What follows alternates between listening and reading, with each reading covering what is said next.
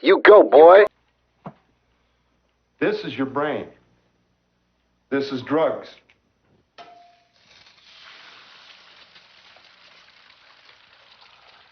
This is your brain on drugs. Any questions? Yo, I am so convinced that whole DARE program that we grew up with was a hoax. Like, did anyone not do drugs as a result of graduating from DARE?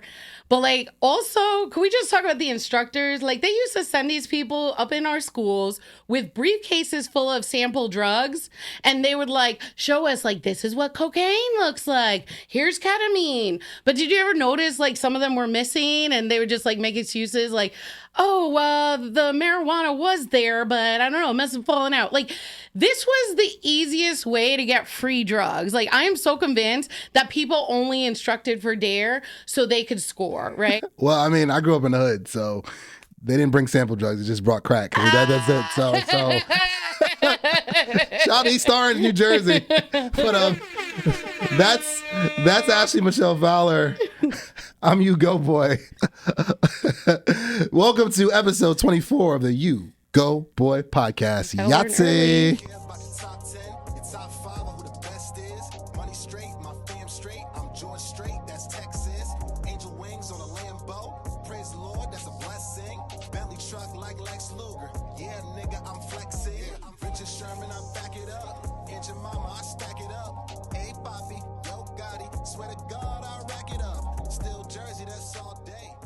Go, boy.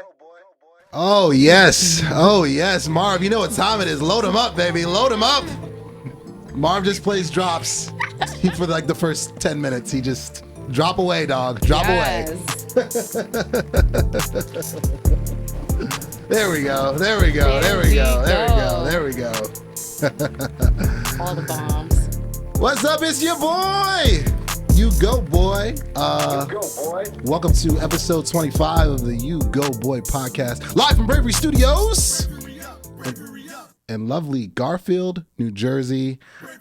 I promise you guys the best of the best, and I have delivered yet again for the second time. We have a lovely female guest. We'll get right to it. We'll get right to her intro if I could find it. There we go.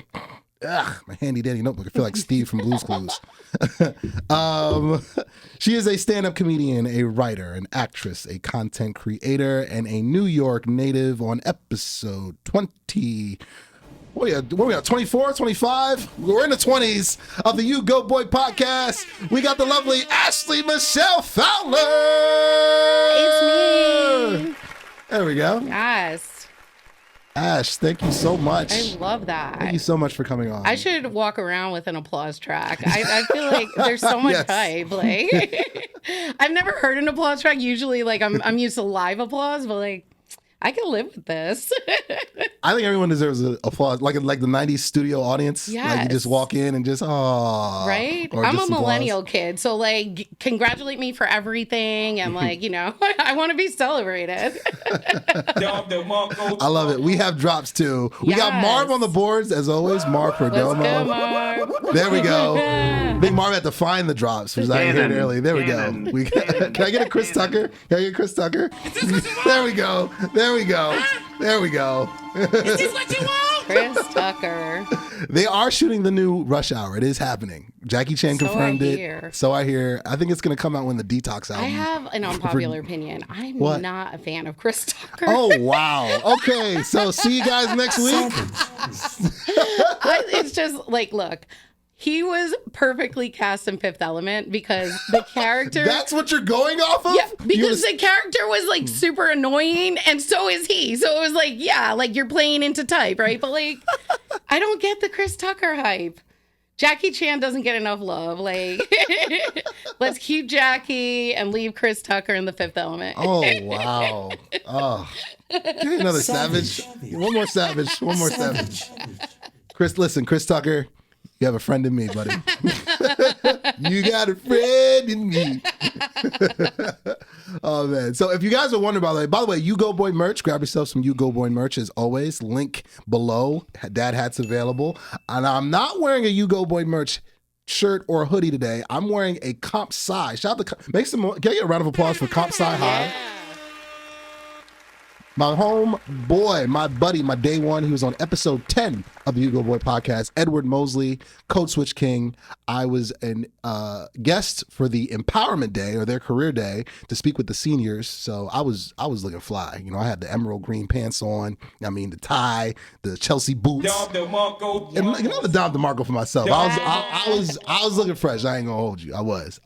So it was dope to speak to the seniors, and at the end, give them some nuggets about, you know, college and career post high school, because it's about to get real for them. They don't realize it, but it's about to get real. Paying taxes. But they gifted me with this hoodie, so I definitely have it, and I'll put a link too for this hoodie if you want this hoodie or you want to learn more about Comp Sci High. Go check out episode 10, and the link will be below. So, but grab the merch. And speaking of merch, I brought a gift. I come bearing gifts. Oh yay! Now, this shirt is not available on the site yet. You can only get this exclusive U-Goboy shirt at live events. So where's the camera? Where's the camera? You can only get this bad boy at live shows. And of course, Ashley Michelle, you get one. Oh here. my goodness. I'm gonna go ahead and put this on right now. Oh, go for it. Go for it. This is happening. Go for it. Go for it. We repping.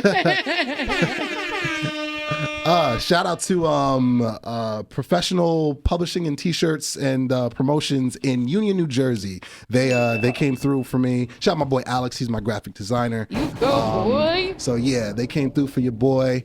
And every time we do a live show, I actually got to re-up. I'm running low. Only got a couple in a trap house in my trunk left. Yes. So yes, of course. Grab the exclusive merch in the link below. But we're gonna get right to it. Right to things. By the way, Ashley is a friend of Ivy Roman, a past guest. Make some noise for Ivy Roman. Yes. I'm just talking to all Comedy the comedians. Sisters. Comedy sisters. Yes. I get all the comedians. I love it. I love it. So I met Ivy through you.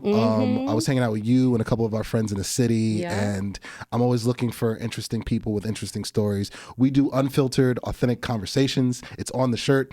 Yep. You can't miss it. And that's what we do on here. And I know that I spoke with you before, off camera, of course, and on camera as well, for the Bass. Shout out to the Bass podcast. Yeah, Bass. And love our Bass boys. Bass buddy. Shout out to Jose. Shout out to DK, whatever you want to call yourself, buddy. Fab and Edwin, Boy. So we spoke on that show, but we're here at the U-Goboy Podcast, live from Bravery Studios. You go, boy. So let's get right to it. Get right to it. We paid the bills. We've got more plugs later, but let's get to the interview. So where did it all start? Where did comedy start for you? When did you decide I want to, make people laugh in public and be heckled? Yeah. It wasn't so much a choice as it was a reaction to childhood trauma. Okay. All right. Dom DeMarco for that. And thanks for tuning in. We'll see you guys. I mean, look, it's cheaper than therapy, and just as humiliating. No, but I've always been a creative and performing, but I never really saw it as a viable path for me. And then during COVID and lockdown, I really started thinking about what were the elements of my life that were missing and what did I need more of? And I realized the creative piece was something I wasn't really tending to. And so I had been thinking about taking some comedy classes for a while. And then during lockdown, it was what else am I doing? So I started taking some classes online and writing jokes, and they were awful and not well developed, and people weren't laughing. But I just kept at it, and so then once things opened up again, I started performing, and then people were laughing, and they were paying me to tell jokes, and so I kind of kept with it. And yeah, so I think for me it was just a way of storytelling and a way of connecting with people in a way that honored my introvertedness, because for me it's very much an insular thing when I'm performing, but hopefully a gift to the people who are around me. Oh yeah, like the video, subscribe to the channel. Can I get 3 Dom DeMarcos, please? Dom DeMarco owes me money. Chris Tucker owes me money. Don Cannon owes me money. And you mentioned about being paid. Can I get 2 Fat Joes, please? Yeah. 2 of them. Yesterday's price is not today's price. Yes, Yesterday's price It's not 2 days' price. Oh yeah. Pay me what you owe me. All the monies, plural. I probably just cost you like $50,000 for that. Nah, not even. No, this is all documented, and it's backed up if the channel ever gets taken down. So I have proof. Like, yeah, Fat Joe, you owe me some coins. Yes. Yeah, for sure. So again, like the video, subscribe to the channel. We're here at Bravery Studios, U-Goboy Podcast. Oh, U-Goboy. Lovely Garfield, New Jersey. Let's keep it rolling. So, what comics growing up made you fall in love with the art? You know, Yeah. I'm interested to hear this. I love hearing this from comics. Yeah, I mean, I'm someone who laughs really easily, and I'm very like simple-minded and like my ability to find joy. And I grew up with like so many of the like classics. Like it was really important to my father that he like showed the full breadth of entertainers and performers going all the way back to like vaudeville days. And so, you know, we grew up watching the Marx Brothers and comedians like Jerry Lewis and Danny Kaye is like one of my favorite performers of all time. And I like got a lot from him. But then as I kind of got a little older, you know, there were the Eddie Murphys, the Richard Pryors, George Carlin. And then, like a lot of people in our generation, like Saturday Night Live was a big inspiration for me. You know, it's just like seeing all of these people get up every week and do this live show and be as funny and creative as they were. You know, I think there was a part of me that always saw myself performing, but I just didn't believe. It felt like a 1 in a million chance, you know? And it wasn't until I got much older and I started knowing people who were making a living doing art that I felt like, oh, I actually could do this. Oh, I love it. Two more Dom DeMarcos. Dom DeMarco. You owe me money. We got Ashley Michelle Fowler here on the U-Goboy Podcast. I love this hoodie. I love that shirt too, by the way. And once again, available in the link below. I feel like a car salesman from the 90s. And there's more. Yes. But we'll keep it moving for sure. So let's talk about the Laugh Factory. Yes. So when I interviewed, partly interviewed you, it was a group setting with the bass. You brought that up, and I was just so proud. Like that is such a huge deal. For those who don't know, the Laugh Factory has launched so many comics from the 60s on and on. Your favorite comic started at the Laugh Factory. Oh yeah. Like everyone, Chris Tucker, Chris Tucker, Martin Lawrence, Dave Chappelle, Eddie Murphy, George Carlin, John Mulaney,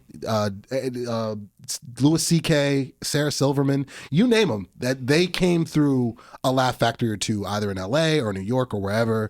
So did you, before you talk about how you got to the Laugh Factory, did you understand the mystique of it before you experienced absolutely. It? The thing is, like, I'm always like a student at heart. I love learning and I'm very nerdy. And so like I studied the art of comedy even before I was like doing comedy. And so I would like read every book I could, watch every film, every documentary. I also listened to this podcast that was on the history of stand-up, and it went all the way back to like vaudeville and then how modern day stand-up was created and then the different phases. So I was like all up in it. And I was even like learning about kind of comedians that were like lesser known or kind of the hidden figures of comedy. And so I would like take notes and be like, I got to look up this person, right? And when you're studying stand up, right, like the two biggest players are going to be the Comedy Store and the Laugh Factory in Los Angeles.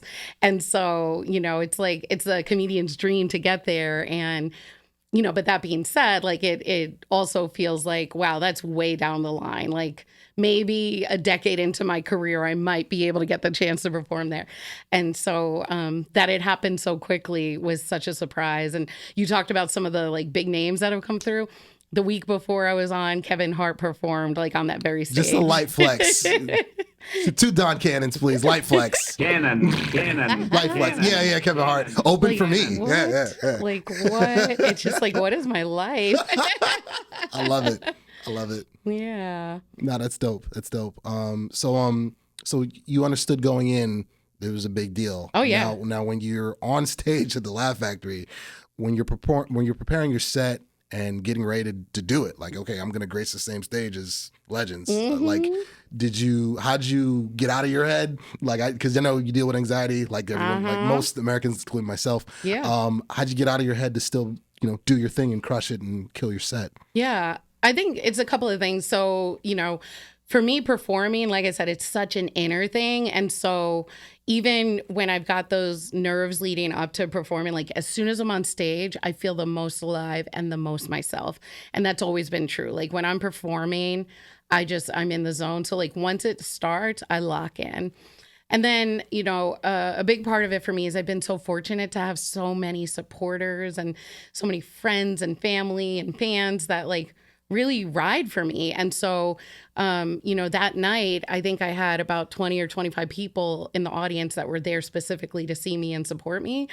And so it was like I couldn't fail at that point, because even if I bombed my set, that's how much love I had. Your people are there. Yeah. Give me 2 Dom DeMarcos. The crew, when the crew shows up, listen, that's I know that feeling as a performer. I mean, when we did the live show here at Bravery Studios, can I get 2 Bravery ups real quick? We did a live show here. We were talking about it off camera, and a bunch of my guys rolled through. A bunch of guys from Jersey, a bunch of the guys from New York as well. Shout out to Edwin, shout out to G. They made the drive up to watch me, and they're yelling out Savage and Yahtzee and Dom DeMarco. They're yelling out all stuff because they watched the show. They watched the show. They listened to the show, and they're just like in it. And I can't even get through like the opening monologue because my guys are just so in it. And my brother was there, my girl was there, my guys are there, and it's just you feel that love when your people are there. Like there's no better feeling because it definitely takes the edge off. Like I could just be myself. Like, my guys are, some people get more anxious and more nervous when they're performing in front of family and friends. Like that it's like I'm with that just with them. Yeah, what I mean that's the 100%. Kind of and like because you've been on stage and in that position, it's like then you're supposed to be talking to the audience like you're having a conversation and just keep it as natural as possible. And like that's what happens when like you look out in the audience and you see your people. You're like, I really am just having a conversation, So I think for me it was just like it was more just like I was so happy. It was like this like intense elated feeling where I was like, this is happening. And then it happened. And I didn't bomb.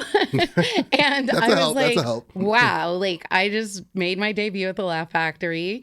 And, it wasn't my best set, but it certainly wasn't a bad set. And so, and the host of that show, who's a dear friend of mine, just congratulated me and gave me such like affirmation and positive feedback. So like I knew that I had done him proud, and to have somebody who like does this professionally and runs his own show every week at the Laugh Factory believe in me, and then feel like his vision was fulfilled when I got up there. It meant the world. Awesome.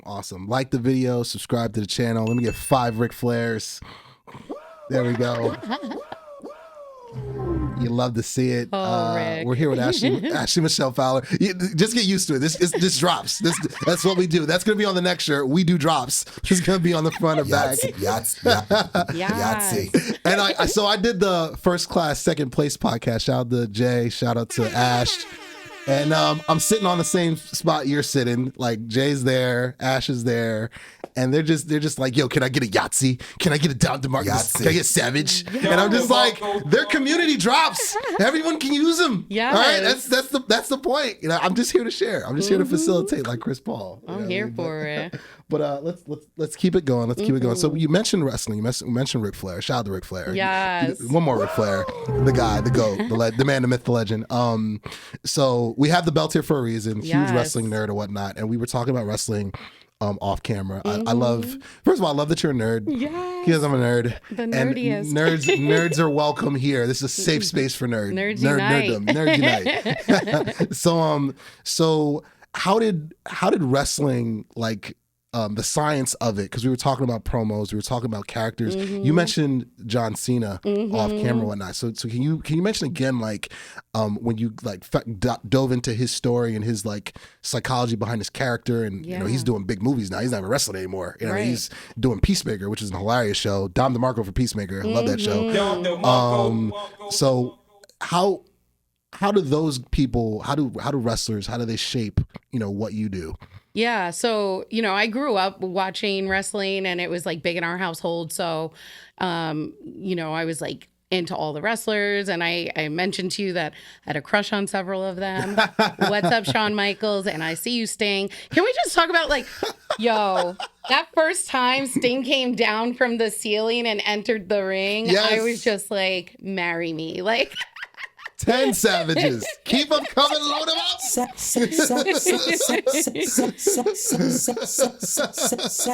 It was, yeah. That's my guy. I would have been savage had I met him because I love it. I love it. I'm in love and betrothed otherwise now, but believe me, when I was a single woman, Sting could have gotten it.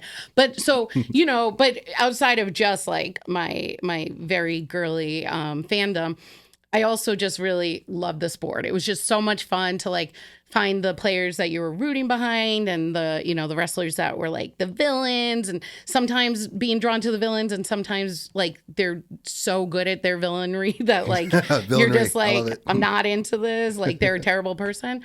But for me, the thing that really struck me about John Cena, and I think Dwayne "The Rock" Johnson has been really effective at this too, is Yes. How deeply they have thought about and developed and committed to their characters and how that informs the way they live their lives and the discipline around it. And I think what I really appreciate from them as a performer myself is that they just don't take anything for granted. They don't get annoyed at the fans that are screaming their name or begging for the autograph or, just kind of clamoring for attention. They don't, get grumpy about long hours. They are just I get to do this. This is an honor. And I read recently that John Cena holds the Guinness World Record for the most amount of Make-A-Wish wishes fulfilled. Yeah. That's huge, That's right? major. And it's this is who he is in his fiber. It's his character. He is wired to serve people and to show up and to and he's just always John Cena. That character he developed, it's who he is on a movie set. It's who he is in a Make-A-Wish setting. It's who he is in the ring. And I got mad respect for that. Oh, big facts for that. Give me 2 Dom Cannons for Cannon. for John Cena. Dun, dun, dun, dun. Can't see. You know what? And it's funny. So we had a great pre-pod. We have extra time, so we'll mention some of the stuff that we talked about off camera. When Cena first came around, I thought he was so corny. Yes. Doctor of Thugonomics. Yes. Come on, what is this white appropriation we have going on with hip hop yet again? Yes. I thought he was so, and I knew he was from Massachusetts. I'm just Westbury. I'm just bro, this dude sucks, man. What I saw in him is he was they wanted him to be Hulk Hogan so bad. Yeah. He was the modern day Hulk Hogan, eat your vitamins, kids, and yada, yada, yada, and good guy. But like you mentioned, once I got into the science behind what these guys do with their characters and how they connect to other stuff, to acting, to improv, to other stuff on camera, to comedy, and again, what type of man he is off camera with the Make-A-Wish stuff and how he helps other wrestlers. I've watched so many behind the scenes with WWE because they do a great job with their documentaries now.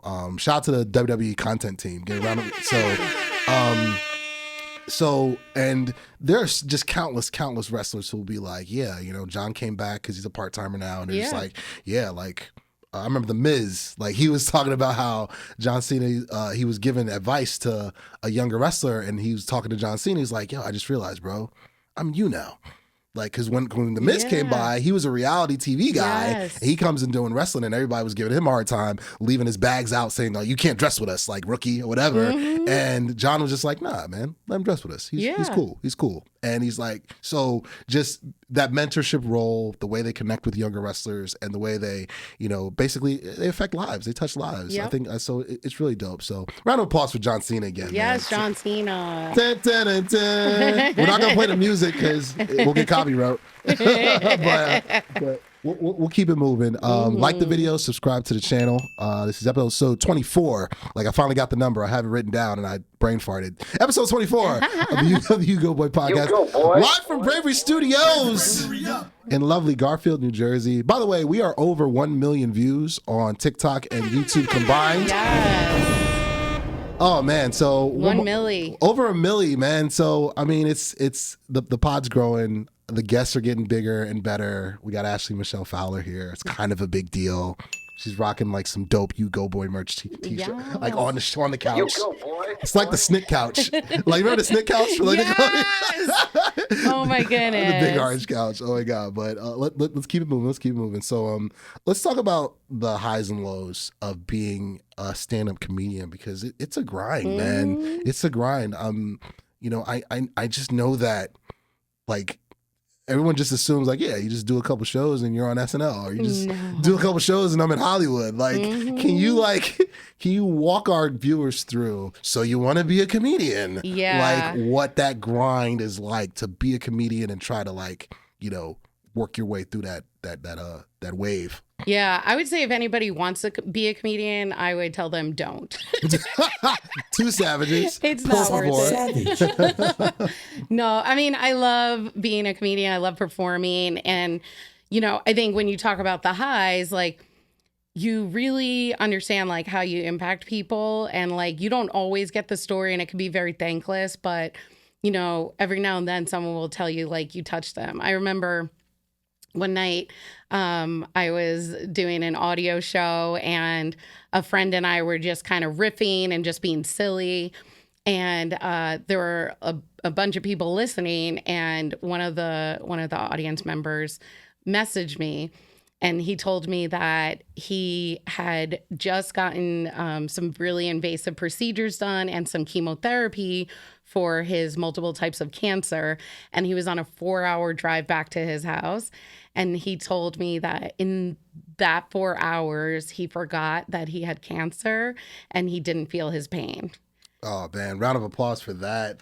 Laughter heals the soul. That's what they say. And, you know, it's like for me, I just feel like I'm being a jackass and just like, I'm the court jester. But like, you know, it's like you hear that and you're like, shit, like this is really for something. Listen to my jokes. Like... Yeah, totally. It's just like you're like selling your wares. But I would say like, you know, there's also the behind the curtains and the like difficult stuff. It's the grind. It's trying to find stage time. It's competing for stage time.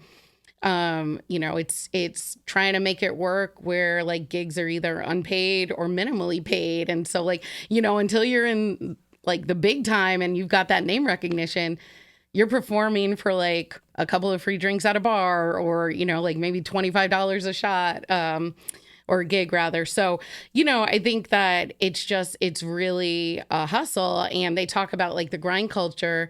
And I think since COVID, a lot of people have kind of reassessed that and are backing off of that need to just constantly be going.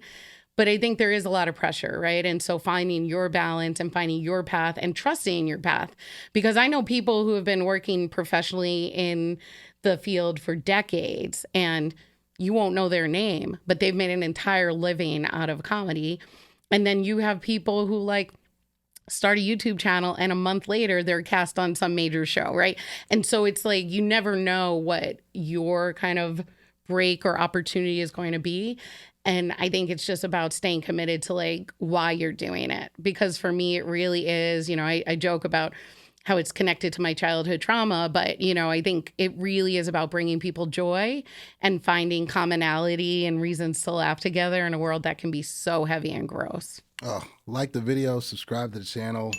You get 2 Ric Flairs for that. Just dropping gems as always. Now, you mentioned about comedians who break through on social media. I watched the documentary, I believe it was on Amazon Prime. I have all the streaming stuff. Yeah. So I'm addicted. Mm-hmm. I love a good stream. I was watching a documentary on Fat Tuesdays. I don't know if you've seen that one. Yeah, I haven't. So basically it was talking about how before Def Comedy Jam, before a lot of the quote unquote urban comedy became mainstream, it was very local and very centralized because they just weren't giving those type of gigs out. It was right. Like Hollywood still had the unwritten rule, only one at a time. Yep. Okay, so there's only one black guy who win. It's gonna be Bill Cosby. All right. Now, okay, Bill, you're done. This is all before all the scandalous stuff that I'm not gonna mention. Next, Richard Pryor, you're the next black guy. Yeah. Okay, Rich, you're done. Now Eddie Murphy, you're the next guy. And then a smorgasbord of Dave Chappelle and Kevin Hart and Martin Lawrence and so forth and so on. till today. That used to be the unspoken rule. That's right. But so when Fat Tuesdays, what was dope about it was it basically Guy Torry, I think, or Joe Torry, Joy Torry, and I think his brother, and a couple other local up and comers, they just started doing comedy shows in LA in like the smallest room possible. I think at the Improv or the Laugh Factory out in LA. Yeah. And it just bubbled from there because like some of the biggest names from the urban sector, they came from there. They were just like, listen, we're performing for $5 here or there, just trying to get on or whatnot. But yo, on Tuesdays, it's all black comics, and it blew up big because then rappers started showing up, and then actors and singers and celebrities, they start hearing about it, and before you know it, you do a couple sets there in front of the right person, and you get cast in Friday, like Chris Tucker, or you get a TV show, or the Wayans brothers, and everybody came through there. Yeah. So Fat Tuesdays was like, given the brief history, Fat Tuesdays was like the black, Laugh Factory, because black comics weren't getting into there. No. They were very few and far. Yeah, absolutely. You know what I mean? How do you feel like and what was dope about the documentary, they mentioned how social media, how like you mentioned it, about how now somebody could be grinding 10, 20, 30 years and they're still paying their rent, but they're not getting casted. You see what I'm saying? Versus some kid who has a TikTok or a popping YouTube channel, they'll get casted in a TV show or whatnot. That's right. So social media coming in and being the game changer, is that a good thing?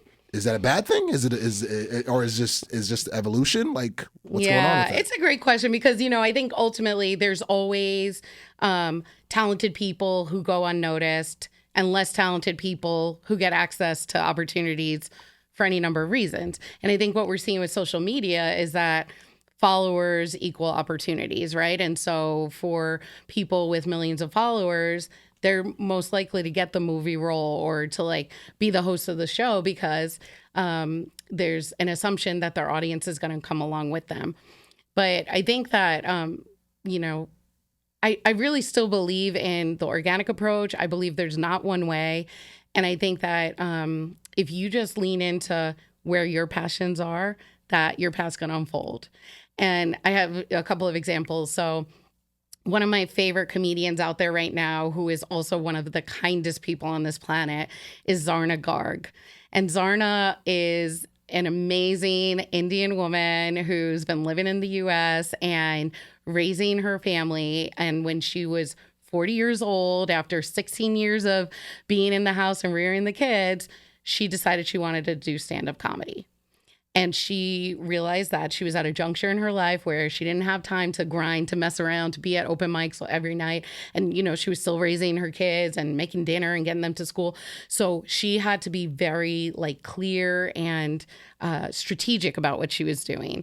And so she gave herself 2 years, made a whole business plan, had a whole strategy, got thrown off by COVID, but pivoted her strategy to make it continue working. And she just got her first Amazon Prime special, full hour, and she's hugely popular. She sells out shows all over the country. So, I think that's a great example where if you're looking for the traditional route, you're thinking somebody in their 20s who is out there and grinding and making these connections, and she went a different way. And then I also watched Issa Rae's masterclass. Nice. Dom DeMarco for that. The queen. And one of the things I was so inspired by was how much she emphasized you have to create your own opportunities. Because like you said, especially for people with marginalized identities and those of us who don't fit the mold, we're not necessarily being sought after. No. But when you create your own opportunities and you tap into those untapped markets, it's going to happen, right? And so when she started, she was filming her first show on her old school smartphone camera in her residence hall at college, right?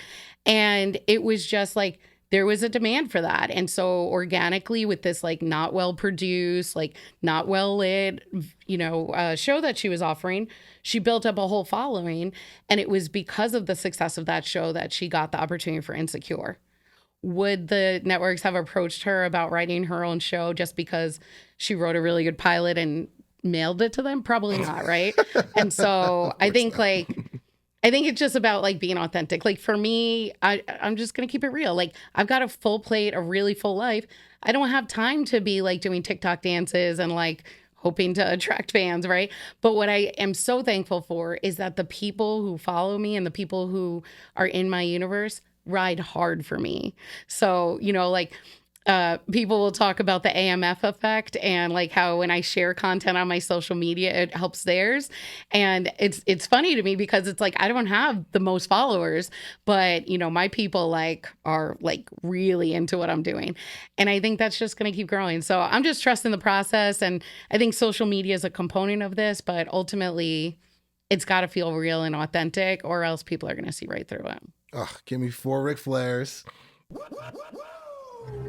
2 Dom DeMarcos. And 1 Don Cannon. The AMF effect is here. I need a shirt. I need merch. Yeah, but it's here. Let me know. I'm here for it. I will gladly rock it. I need that AMF effect. No, I loved everything you just said. Round of applause. We got AMF in the building. About creating, because when you're a creative, you kind of have to live up to the name. You got to create. Yeah. But you know, the show is a testament to everything you just said, and I love meeting people who get it. Yeah. You know, like everyone in the world is doing a podcast now. So what makes you different, or what is going to make you stand out? Or these are questions I ask myself. You know, they're rhetorical to you, obviously, but these are questions that before I started, I had to really, really, really do a deep dive in, like, how are you going to be definitive? Like when people come on your show or they watch your show, they're like, yeah, no one's really doing what you're doing that I know of. Like, and the validation is like when I brought on bigger guests, I brought on Michael Lombardi, I brought on Adnan Virk, and they're just like, dude, your production value, like Adnan Virk works for the MLB Network, and he's just like, bro, you're just as. And Major League Baseball, in Secaucus, like that. So Bravery up, 5 Bravery ups. Bravery up. 1 million views later, a year in, we're clearly doing something right. And light flex. And but it's just dope to when people understand that, you know, who are doing it. Now your process when your creative process when you're writing jokes, you know, we mentioned it on the base as well. Like my brief 2-year stint as a stand-up comedian, I understand what that world is and how I think it's difficult. I think it's fun and rewarding, especially if you love doing it. Yeah, like anything.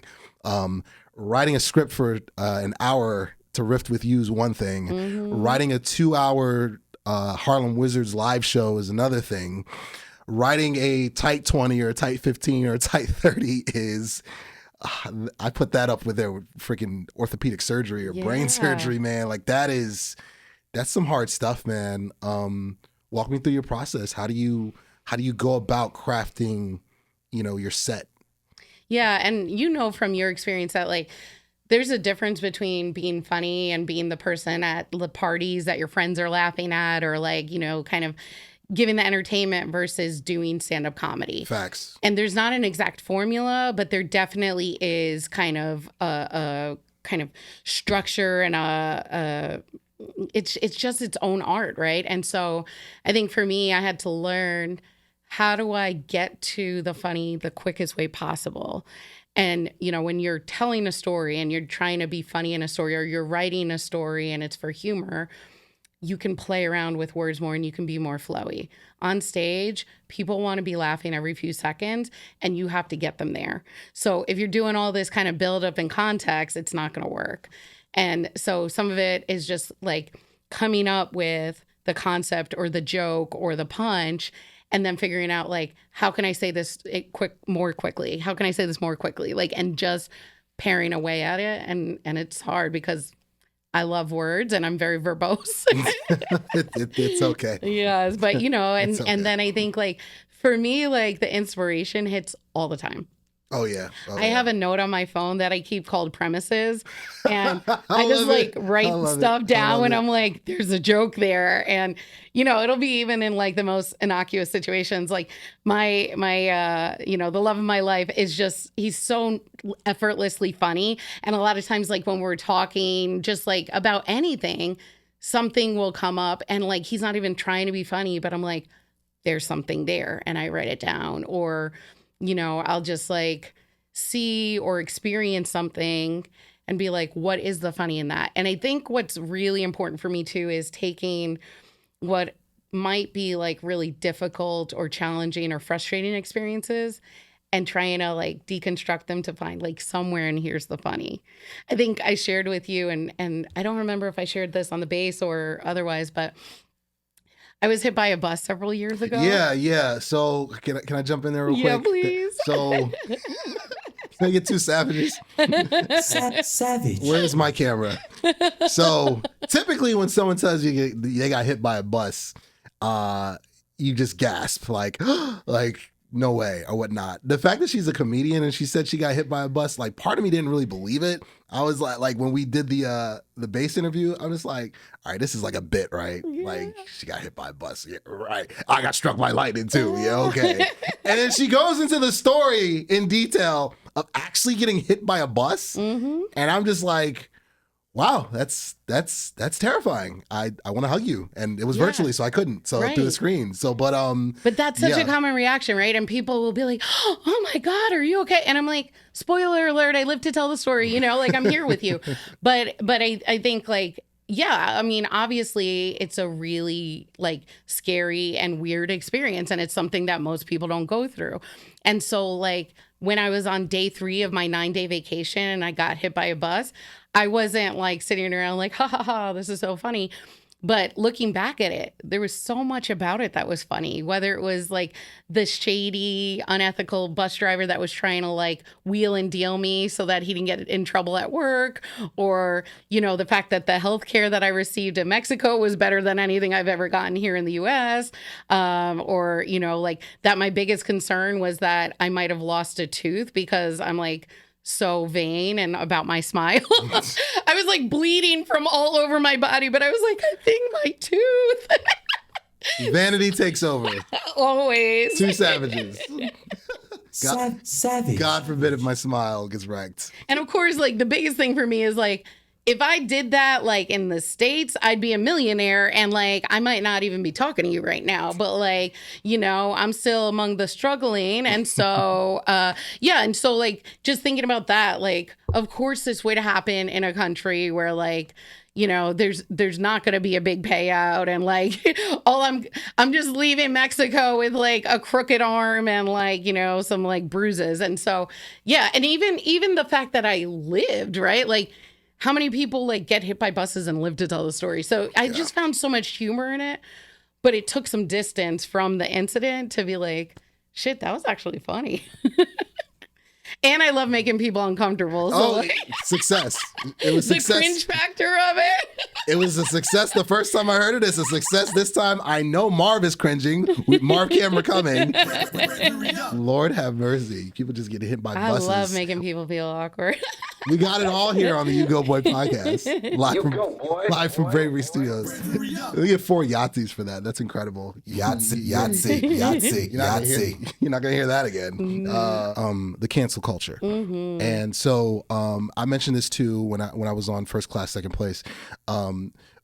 What I'm seeing now, comics are taking a stand and they're taking phones because the content age that we're in right now is out of control. Mm-hmm. And it's only going to get more out of control as TikTok and so forth continues to grow and have a stranglehold on pop culture and mainstream culture. So when I saw Dave Chappelle, they took those phones. Mm-hmm. When I saw Chris Rock, took those phones. Mm-hmm. When I saw Godfrey on my birthday, took those phones. Yeah. Like you want to see this set, you want to enjoy it. I think David Tell was there too. Yeah.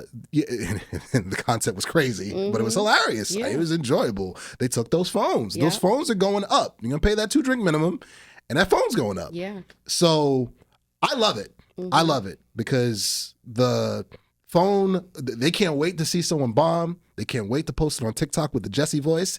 Watch Godfrey bomb. They can't wait. They can't, or watch watch Ashley Michelle bomb. They can't wait to drop the negative content to get the likes and get the engagement off somebody's shortcomings. Yeah. But you, as a professional, understand comedians have off nights. Comedians are working through sets, especially if they're getting ready for a live show that they're taping. Yeah. There's this thing, folks, where's my camera? There's this thing called editing, right? Where they're doing 12 to 20 shows and they're going to splice together and go watch back with the director and producer and take the best edits to give you the final product.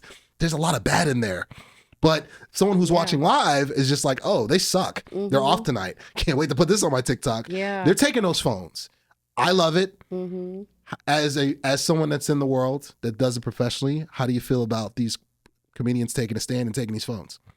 Yeah, I think I feel pretty mixed, and I feel a certain way now, but then I also wonder, like, how will I feel down the road? But, you know, for me, I think the reality is we all have off days, comedy or not. We all like put our foot in our mouth, like we just like, or we just F up, right? And so I think for me, like what's most important is not trying to be perfect or trying to be captured perfectly, but it's what we do with the flaws and the mistakes, right? And I think we've seen some really good examples of public apologies and public acknowledgement of harm that's been caused, where people like are genuinely like, I'm gonna do better.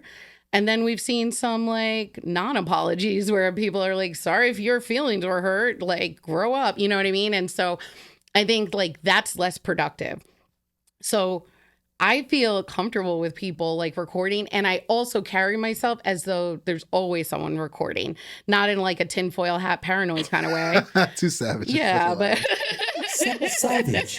you know, but I think it's like, this is the world we live in. Like, even like you and I could be talking and like you might be struck by something I say and like put it in a tweet, or, you know, like someone could be like recording an event, you happen to be there, you get caught on camera, you know? So I think like we need to act as though we're being recorded and just learn how to own our shit, because we're not taught how to do that. Like we're taught to like deflect and like, you know, just like not shake the waters. And I think like life's messy. Being like human is messy. So like, you know, I've said dumb shit in my life, and I'm going to say dumb shit again.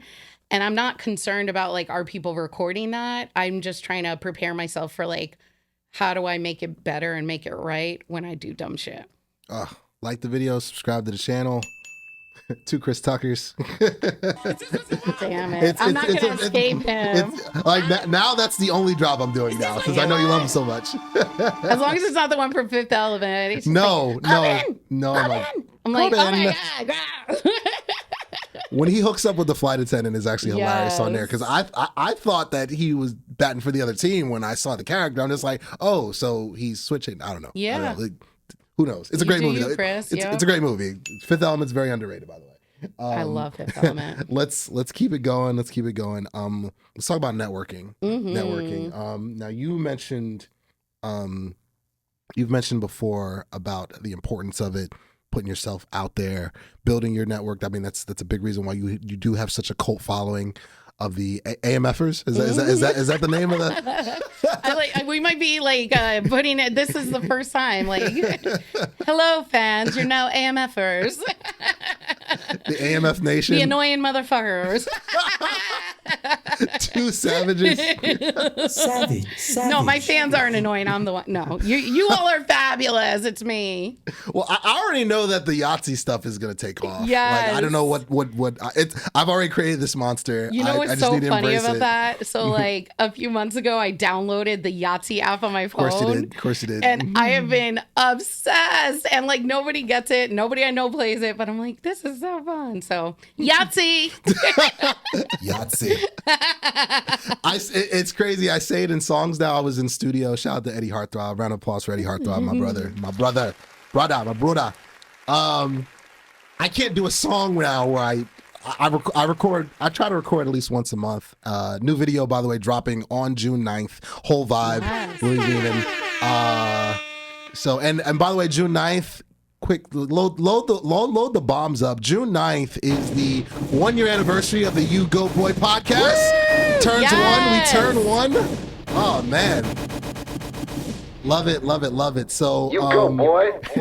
when I record now, I'm like the song, the intro's playing, and I'm getting ready to lay the vocals down. I'm just like, I gotta say Yahtzee. I don't know what it is. And even in the ad libs, at some point, I'm gonna drop it at some point. Yes. So Yahtzee, Savage, like all that stuff it's infiltrated me. So it's gonna continue to infiltrate the world. I'm down. here for Yahtzee, Yahtzee, Yahtzee. I'm taking it out there. We're making this a thing.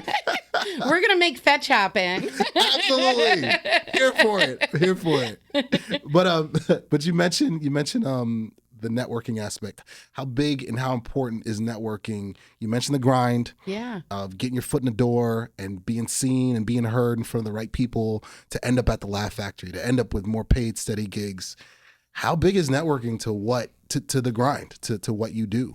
It's invaluable. And the thing is, like, there's so many people who are artists and who are talented, but they do not get or engage with the business side of this. And I say this all the time in athletes too.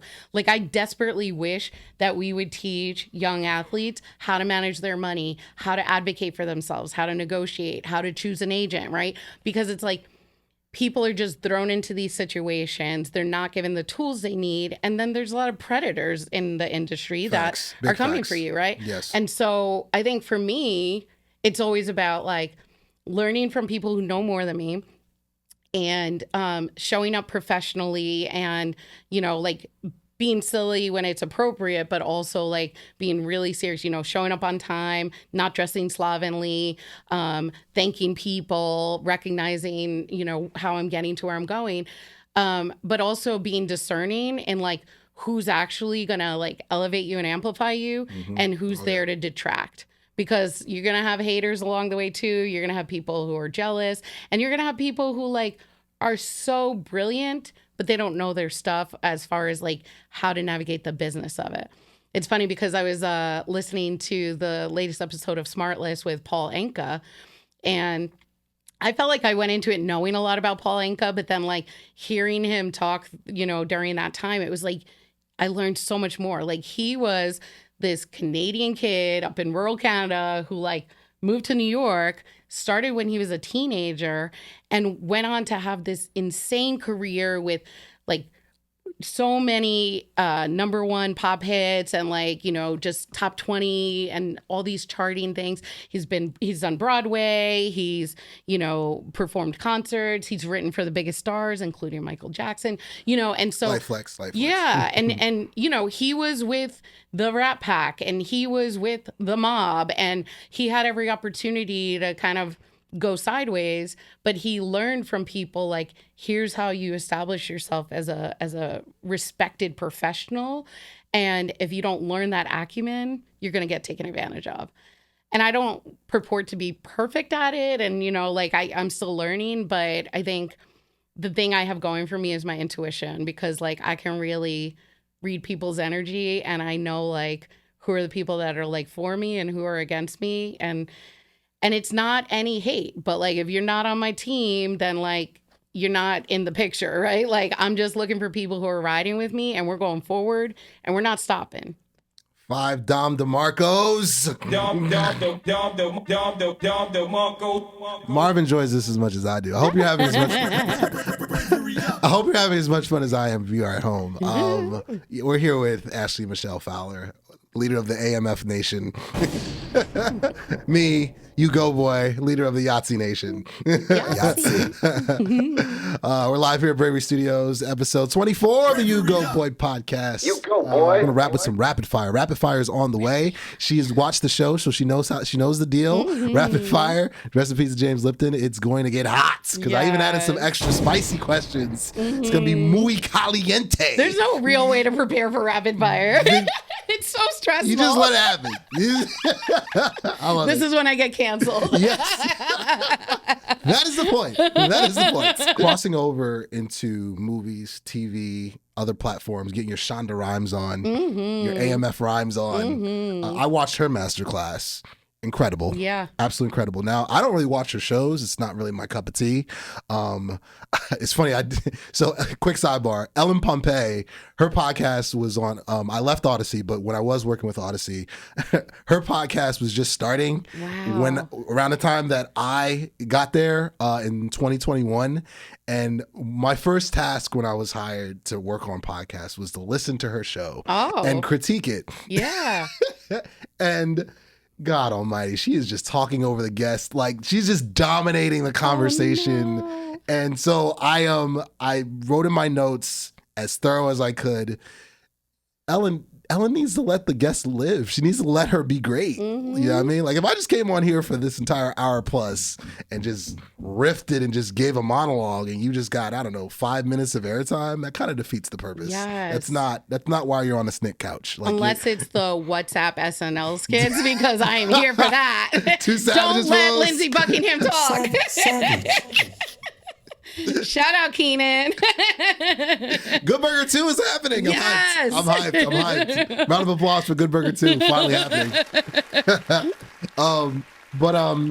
But shout out to Shonda Rhimes. Dom DeMarco for Shonda Rhimes. But crossing over and getting your Shonda Rhimes on. Yes. You mentioned it when you came on the base. How important is it for you to cross over to TV, to movies, to other platforms, to streaming platforms, and to have the AMF universe that you want to build? I mean, I'm guessing that's a goal. That's still a goal of yours? Yeah, I mean, I don't know that it needs to be some kind of formal empire, but I am a creative person and I just love performing. I love writing. I love tapping into different parts of humanity. And I mean, I started in acting, I started in improv, like, and my heart will always be partially there. And we were talking about it before we started recording, how like a big goal for me is creating opportunities for my people. You know, I didn't really talk much about my childhood, but like, you know, I didn't come from a lot, and it was hard to dream big dreams. But I always wanted to rise above my circumstances and get as far as I could and take as many people along with me as I could, because I think like there's no shortage of success or great available, and we can all be great. And I'm cheering on everybody else, right? Like, I'm not competing because I believe there's enough to go around. And so one thing I love about like Shonda Rhimes, Tyler Perry, and this is what I call the Adam Sandler strategy too, is like they cultivate their network and they hire their people and they give jobs, right? Like if you watch any Adam Sandler movie, it's almost entirely the same cast. Facts, and they're big just facts. like rotating like which archetype they're playing. And it's like some of those people like might not get jobs if they weren't friends with Adam Sandler. Yeah. But like I fuck with that strategy, because I'm like, you know, if you have people who've been loyal to you, who are talented, who, you know, elevate you, like, then, you know, and it's not always in front of the camera, right? Like I think about people in my network who I'm like, okay, this person's going to be running my socials, and this person is going to be like overseeing the wellness initiatives, and like here's my PR manager, you know, and it's like daydreams now, but like my goal is to like get to a place where I get to work with people who like bring me joy and fill my cup, and where I can do that for them. And you know, it's not lost on me that I'm standing on the shoulders of so many great people that didn't have the same opportunities that I have. So I'm just out here hustling, trying to make the most of it. 5 savages. Savage. 5 Ric Flairs. And I guess you can guess what's next. Another Chris Tucker. Oh, man. It is not what I want. It is what but you want. But also, can Yeah. we just talk about, like, you need to incorporate some Steve Austin into this. You know what? So I always do that. I always ask guests what drops. It's kind of like a questionnaire or survey afterward. Like, what drops would you like to be added or so forth? And I've gotten so many ideas from guests of like, yo, you should add this. And Marv always brings, like, for instance, no joke, the Chris Tucker was not a part of the show until probably like 5 or 7 episodes.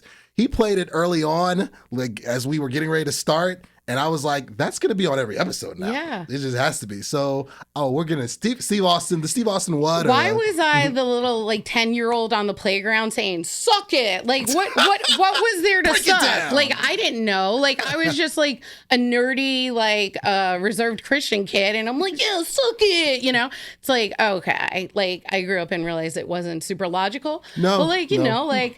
But the gospel of Stone Cold Steve Austin, it resonates still today. So I'm gonna need some suck it's up in here. We'll get some version that won't get the channel taken down. Yes. But a lot of kids were suspended because of the Generation X. White and black in inner city and suburbs. Yeah, it crossed lines. It absolutely did. I was not. I knew better. I had freaking African parents. So there was no sucking going on from Ugo. but no, we're gonna hit this one here, and then we're gonna wrap with the rapid fire. Okay. So real quick, advice for up and coming comics. You mentioned don't do it, which is a joke in itself. But if you were when you have the AMF masterclass, lesson 1 about okay, you want to do this? All right, buckle in. I mean, so what advice would you give to an aspiring comic right now?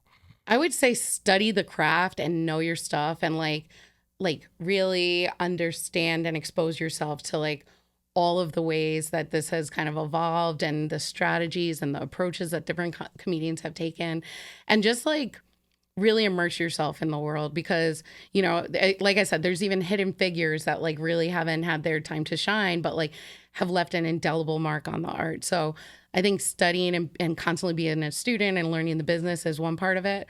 And then the other piece I would say is strategically build out your network. One of my really dear friends talks about having your own personal board of directors as if you yourself was a corporation, right? And thinking about who are the types of people I need on my board of directors for this organization to be as effective as possible, right? So it's you don't just need people who are yes people and just everything you do is magic, right? It's I love hearing that, but it's not real, And so I need people who are good at giving critical feedback. I need people who are been there, done that, and kind of have that more advanced lens to give to me. I need people who I can vent to when things get rough, right? And so thinking about what do you need? Because it is rigorous and sometimes vicious, and there's a lot of feeling your feels. And if you don't have a team built and you're not intentional about how you do that, you're going to get eaten up alive. So I think for me, the people I've surrounded with myself with have been the most instrumental in my success. Oh my goodness. Round of applause for the lovely, talented Ashley Michelle Fowler, the leader of the AMF Nation, the queen. Suck it. Let's get rid of Sunday. But we'll wrap here. It's about that time, folks. Can I get some bombs? It's getting hot here. It's getting hot. It's getting hot. It's getting hot. Hot in her. Hot in her. It's about that time for some rapid fire. This episode of Rapid Fire is brought to you, as always, by U-Goboy merch. Grab yourself some U-Goboy merch. She's got the exclusive shirt. You can only get that at live shows. Can I get a bell? Can I get a bell and a ding? Can I get a ding? Ding, ding, ding. There we go. There we Yeah. go. In the link below. It's also brought to you by THINGSGALOREUS at Etsy. Shout out to my brother King. AI-inspired art, as always. I got the phone case. It's got the black Iron Man. This is exclusive. So fresh. So I'll send you the link. Get yourself some AI art to hang up in the house. Some women's goods, men's goods. He's got stickers. He's got phone covers. He's got it all there. It's ridiculous. And of course, Ashley Michelle Fowler. It's brought to you by AMF. You know what I mean? Content creator. Jazz hands. Jazz hands. I mean, her socials will be available. We'll get to that at the end. But it's about that time. Ashley Michelle Fowler, are Here we you go. ready? Not even in the least. Let's ride. So, Ashley Michelle Fowler, what is your favorite word? Loquacious. I love that word too. Oh my God, Dom DeMarco, love that word. What is your least favorite word? Can't. That's mine. Awesome. In your group of friends, are you the one that's always late, or the one that everyone brings all their problems to? All the problems too. All the problems. I'm the therapist. She's the Dr. Phil, except more beautiful. Biggest pet peeve. Dishonesty. Ooh, two savages, por favor. Savage. Worst fear. Oh. Try not to be afraid of anything. Fearless. Yeah. I'm afraid. I don't know. It's okay. I mean, look, I'm not a brave woman at all, but like, what is my biggest fear? I mean, look, okay, I have a phobia. It's not really a fear. You can put that up there. I have That works. a fear of stairs. I struggle with stairs. I'm gonna look up. There has to be a name for that. Yeah, there is. Like sterophobia or something, or flightophobia or something. I just snorted. Apologies. Flightophobia. All right. So, what is the worst piece of advice you ever received? Dream smaller. Ooh, lovely. What is the best piece of advice you ever received? Just say yes. Ooh, 2 Yahtzees for that. Love to hear it. Yahtzee. Favorite comedy movie ever? It comes on, you're watching it, and you're laughing like you've seen it for the first time. Anchorman. The first one? The Legend of Ron Burgundy. Yes. I love it. Favorite animated comedy TV series ever? Oh, I don't know if this is true forever, but I'm gonna say Big Mouth. Oh wow, that's a first. I like it. Dream comedian to go on tour with? Either Hari Kondabolu or W. Kamau Bell. Okay. Dream comedy movie. Who is your male co-star? Who is your female co-star? Oh my goodness. Okay, and it's a comedy film. It's definitely a comedy. 100%. Michelle Buteau and oh my goodness, I never think about working with men. It's okay. Girl power. Girl power. My friend Tehran Von Gossery. Lovely. Mm-hmm. Matt, can I cameo? Mm-hmm. You're definitely in it. Yahtzee. I told you I'm bringing my people with me. Yes. The crew eats. Wrapping it up here. Favorite snack? I hate snacks. I'm so bad at snacking. Lies. No, I love eating full on meals. I Yeah. am the worst at eating in between meals. But like maybe like sweets. I love sweet ice cream, brownies, anything decadent. Anything decadent. I love that word. Decadent. Celebrity crush growing up. Oh, mentioned- so many. Okay, my first one, Michelangelo from the Teenage Mutant Ninja Turtles. Cowabunga. I saw that in your set. You had mentioned that. You can name a wrestler too in there too. Oh, definitely Shawn Michaels and Sting. The Heartbreak Kid definitely broke my heart. Think I'm cute. When he would come down, she knows the words to the song. She's not gonna sing it. Yes. And last but not least, what is one job you think you would be good at if you weren't a comedian / actress / writer / content creator, all the hats? Oh God. I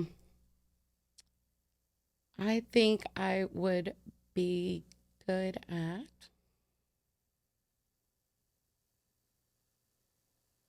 educating. I'm really passionate about education, so teaching in some capacity. Mrs. AMF. Those who can't do teach. So, That is true. maybe That I'll is true. teach comedy. Marv agrees. Round of applause. Bring it on home. That was rapid fire with the queen of the AMF nation, Ashley Michelle Fowler. Plug your socials, and then I'll bring it on home. Plug your socials. Oh, I'm plugging my socials. That's your camera right there. You can find me on Instagram at Ashley_Michello, MICHELLO, on YouTube at Ashley Michelle Fowler, and Ashley Michello anywhere else you got socials. And appreciate the follows. Also, awesome. Dom DeMarco, please. Dom DeMarco there. Dom DeMarco. And me, as always, U-Goboy88. That's on everything. Facebook, TikTok, IG, all that good stuff. U-Goboy.com.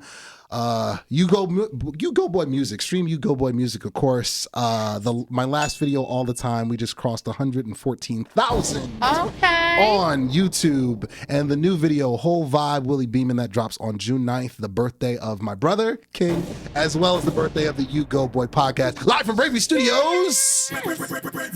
We've got new episodes on the way. We've got on-location episodes on the way. Sports talk on the way. We got a lot more coming at you. A lot more episodes. One more time, make some noise for Ashley Michelle Fowler for coming through.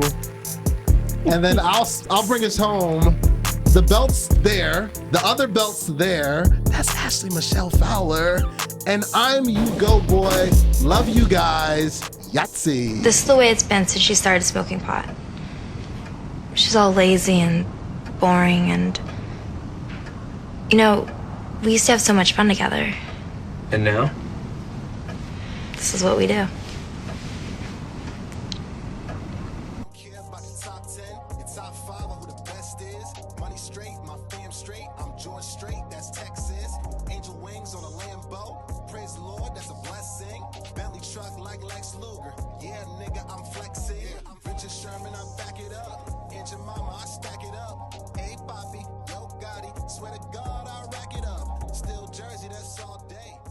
Go, boy.